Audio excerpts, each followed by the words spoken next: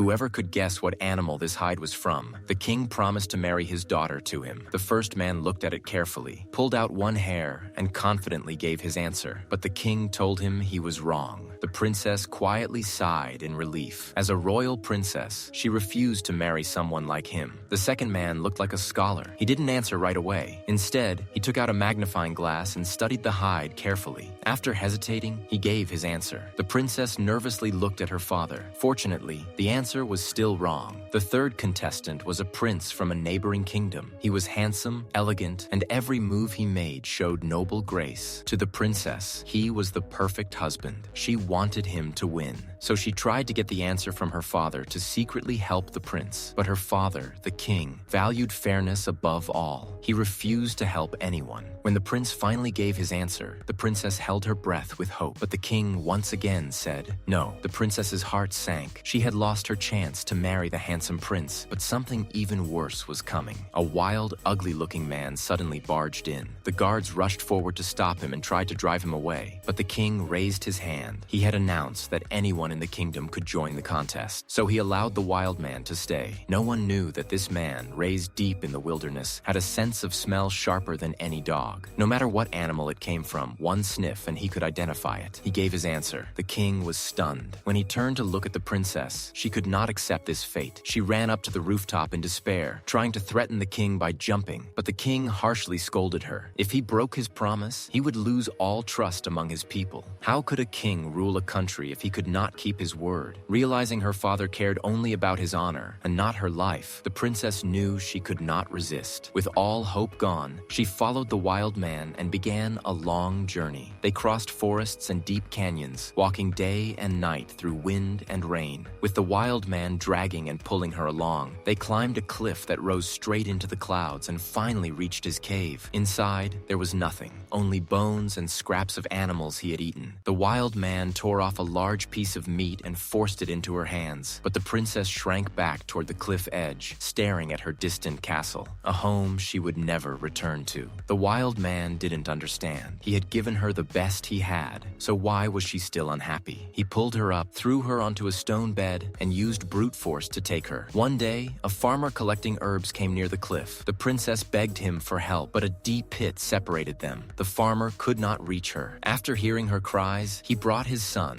a tightrope performer from a circus. Using his acrobat skills, the boy carried the princess across the gap. Everything was going smoothly until the wild man returned from hunting. Seeing someone take his wife, he exploded with rage. He climbed down the cliff with his bare hands and grabbed the rope, chasing after them.